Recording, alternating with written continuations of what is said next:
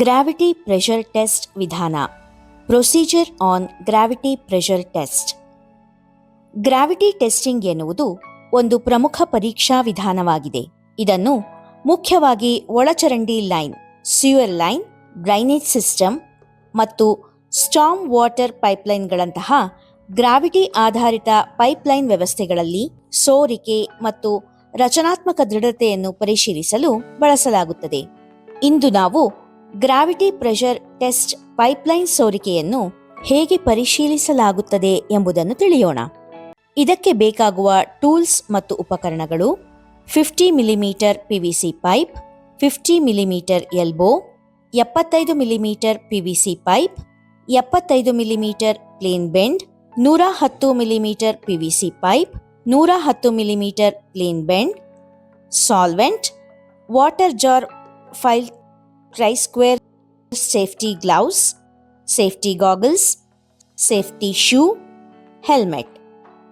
ಪ್ರಕ್ರಿಯೆಯನ್ನು ಪ್ರಾರಂಭಿಸುವ ಮೊದಲು ಕೆಲವು ಸುರಕ್ಷತಾ ಮುನ್ನೆಚ್ಚರಿಕೆಗಳ ಬಗ್ಗೆ ತಿಳಿದುಕೊಳ್ಳೋಣ. ಕೆಲಸ ಮಾಡುವಾಗ safety gloves, safety goggles, safety shoe ಮತ್ತು ಹೆಲ್ಮೆಟ್ ಧರಿಸುವುದು ಕಡ್ಡಾಯವಾಗಿದೆ. ಪೈಪ್ ಕತ್ತರಿಸಿದ ಭಾಗವು ಸಮವಾಗಿದೆಯೇ ಅಥವಾ ಇಲ್ಲವೇ ಎಂದು ತಿಳಿಯಲು ಟ್ರೈ-ಸ್ಕ್ವೇರ್ ಬಳಸಿ ಪರಿಶೀಲಿಸಿ. ಪಿವಿಸಿ ಸಾಲ್ವೆಂಟ್ ಅನ್ನು ಕಣ್ಣು ಮತ್ತು ಬಾಯಿಗೆ ತಾಗದಂತೆ ದೂರ ಇಡಿ. ಈಗ ಈ ಪ್ರಕ್ರಿಯೆಯನ್ನು ವಿವರವಾಗಿ ಅರ್ಥ ಮಾಡಿಕೊಳ್ಳೋಣ.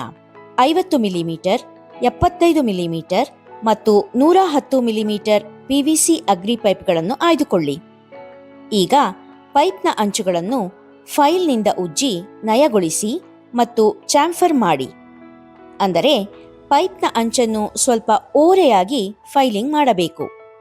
ಇದರಿಂದ ಪೈಪ್ನಲ್ಲಿ ಬೆಂಡ್ ಸುಲಭವಾಗಿ ಮತ್ತು ಸರಿಯಾಗಿ ಫಿಟ್ ಆಗುತ್ತದೆ. ಇದರರ್ಥ ಪೈಪ್ನ ಅಂಚಿನಲ್ಲಿ ಸಣ್ಣ ಓರೆಯಾದ ಮೇಲ್ಮೈಯನ್ನು ರಚಿಸುವುದಾಗಿದೆ. ಇದು ಜೋಡಣೆಯನ್ನು ಸುಲಭಗೊಳಿಸುತ್ತದೆ ಮತ್ತು ಯಾವುದೇ ಸೋರಿಕೆಯನ್ನು ತಡೆಯುತ್ತದೆ. ಪೈಪ್ ಮತ್ತು ಫಿಟ್ಟಿಂಗ್ಗಳನ್ನು ಒಣ ಬಟ್ಟೆಯಿಂದ ಒರೆಸಿ ಸ್ವಚ್ಛಗೊಳಿಸಿ. ಈಗ 110 ಮಿಲಿಮೀಟರ್ ಪೈಪ್ ತೆಗೆದುಕೊಳ್ಳಿ ಮತ್ತು ಅದರ ಚಾಂಫರ್ಡ್ ಎಂಡ್ ಹಾಗೂ 110 ಮಿಲಿಮೀಟರ್ ಬೆಂಡ್ಗೆ ಸಾಲ್ವೆಂಟ್ ಹಚ್ಚಿ. ನಂತರ ಒಂದು ಕೈಯಿಂದ ಪೈಪ್ ಹಿಡಿದುಕೊಳ್ಳಿ ಮತ್ತು ಇನ್ನೊಂದು ಕೈಯಿಂದ ಬೆಂಡನ್ನು ಪೈಪ್ನ ಒಳಗಿನ ಪಾರ್ಟಿಷನ್ವರೆಗೆ ಒತ್ತಿರಿ. ಈಗ 75 ಮಿಲಿಮೀಟರ್ ಪೈಪ್ ತೆಗೆದುಕೊಳ್ಳಿ ಮತ್ತು ಅದರ ಚಾಂಫರ್ಡ್ ಎಂಡ್ ಹಾಗೂ 75 ಮಿಲಿಮೀಟರ್ ಬೆಂಡ್ಗೆ ಸಾಲ್ವೆಂಟ್ ಹಚ್ಚಿ.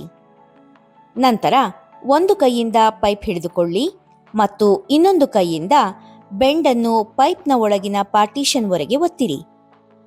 ಈಗ 50 ಮಿಲಿಮೀಟರ್ ಪೈಪ್ ತೆಗೆದುಕೊಳ್ಳಿ ಮತ್ತು ಅದರ ಚಾಂಫರ್ಡ್ ಎಂಡ್ ಹಾಗೂ 50 ಮಿಲಿಮೀಟರ್ ಬೆಂಡ್ಗೆ ಸಾಲ್ವೆಂಟ್ ಹಚ್ಚಿ. ನಂತರ ಒಂದು ಕೈಯಿಂದ ಪೈಪ್ ಹಿಡಿದುಕೊಳ್ಳಿ ಮತ್ತು ಇನ್ನೊಂದು ಕೈಯಿಂದ ಬೆಂಡನ್ನು ಪೈಪ್ನ ಒಳಗಿನ ಪಾರ್ಟಿಷನ್ವರೆಗೆ ಒತ್ತಿರಿ. ಈಗ ಈ ಪೈಪ್ ಸಿಸ್ಟಮ್ಗೆ ವಾಟರ್ ಜಾರ್ನ ನೀರನ್ನು ತುಂಬಿಸಿ. ಈ ಇಡೀ ಜೋಡಣೆಯನ್ನು 2 ಗಂಟೆಗಳ ಕಾಲ ಹಾಗೇ ಬಿಡಿ. ಈಗ ಒಂದು ಕಾಟನ್ ಬಟ್ಟೆ ತೆಗೆದುಕೊಂಡು ಪೈಪ್ನ ಜಾಯಿಂಟ್ ಅನ್ನು ಒಂದೊಂದಾಗಿ ಪರಿಶೀಲಿಸಿ. ಯಾವ ಜಾಯಿಂಟ್ ಅನ್ನು ಪರಿಶೀಲಿಸುವಾಗ ಬಟ್ಟೆ ಒದ್ದೆಯಾಗುತ್ತದೆಯೋ ಆ ಜಾಯಿಂಟ್ನಲ್ಲಿ ಸೋರಿಕೆ ಇದೆ ಎಂದರ್ಥ. ಸೋರಿಕೆ ಕಂಡುಬಂದಲ್ಲಿ ಅದನ್ನು ಸರಿಪಡಿಸಿ. ಮತ್ತೊಮ್ಮೆ ಪೈಪ್ಗೆ ನೀರು ತುಂಬಿಸಿ ಪರೀಕ್ಷಿಸಿ. ಈ ರೀತಿಯಾಗಿ ಪೈಪ್ನ ಗ್ರಾವಿಟಿ ಟೆಸ್ಟಿಂಗ್ ಮಾಡಲಾಗುತ್ತದೆ. ಈಗ ಪ್ರಕ್ರಿಯೆ ಪೂರ್ಣಗೊಂಡಿದೆ. ತಪಾಸಣೆಯ ಪ್ರಕ್ರಿಯೆಯ ದಕ್ಷತೆಯನ್ನು ಹೇಗೆ ಖಚಿತಪಡಿಸಿಕೊಳ್ಳಬಹುದು ಎಂಬುದನ್ನು ನೋಡೋಣ. ಪೈಪ್ನ ಫಿಟ್ಟಿಂಗ್ ಅನ್ನು ಒಣ ಬಟ್ಟೆಯಿಂದ ಪರಿಶೀಲಿಸಿ. ಪರೀಕ್ಷೆಯ ಸಮಯವನ್ನು ಕನಿಷ್ಠ 2 ಗಂಟೆಗಳ ಕಾಲ ಇರಿಸಿ.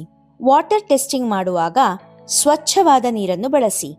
ಪೈಪ್ನಲ್ಲಿ ಸೋರಿಕೆ ಕಂಡುಬಂದ ತಕ್ಷಣ ಅದನ್ನು ದುರಸ್ತಿ ಮಾಡಿ.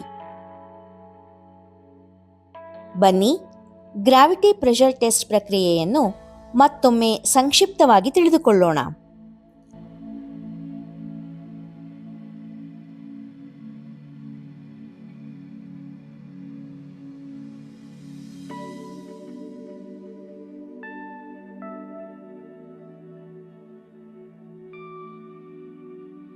ಸಾರಾಂಶ: ಈ ವಿಡಿಯೋದಲ್ಲಿ ನಾವು ಪೈಪ್ಲೈನ್ಗಳಿಗಾಗಿ ಗ್ರಾವಿಟಿ ಟೆಸ್ಟಿಂಗ್ ಪ್ರಕ್ರಿಯೆಯ ಬಗ್ಗೆ ತಿಳಿದುಕೊಂಡೆವು.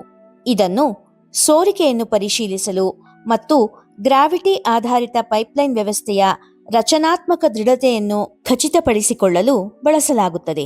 ನಾವು ಪಿವಿಸಿ ಪೈಪ್ಗಳನ್ನು ಸಿದ್ಧಪಡಿಸುವುದು, ಸಾಲ್ವೆಂಟ್ ಹಚ್ಚುವುದು ಮತ್ತು ಫಿಟ್ಟಿಂಗ್ಗಳನ್ನು ಜೋಡಿಸುವ ಪ್ರಕ್ರಿಯೆಯನ್ನು ಅರಿತುಕೊಂಡೆವು. ಇದರೊಂದಿಗೆ ಪೈಪ್ ಜಾಯಿಂಟ್ಗಳ ತಪಾಸಣೆ ಮತ್ತು ಯಾವುದೇ ಸೋರಿಕೆಯನ್ನು ಸರಿಪಡಿಸುವ ಕ್ರಮಗಳ ಬಗ್ಗೆ ಚರ್ಚಿಸಲಾಯಿತು. ನಿಮಗೊಂದು ಪ್ರಶ್ನೆ: ಗ್ರಾವಿಟಿ ಪ್ರೆಷರ್ ಟೆಸ್ಟ್ ಮತ್ತು ಹೈಡ್ರಾಲಿಕ್ ಪ್ರೆಷರ್ ಟೆಸ್ಟ್ ನಡುವಿನ ವ್ಯತ್ಯಾಸವೇನು?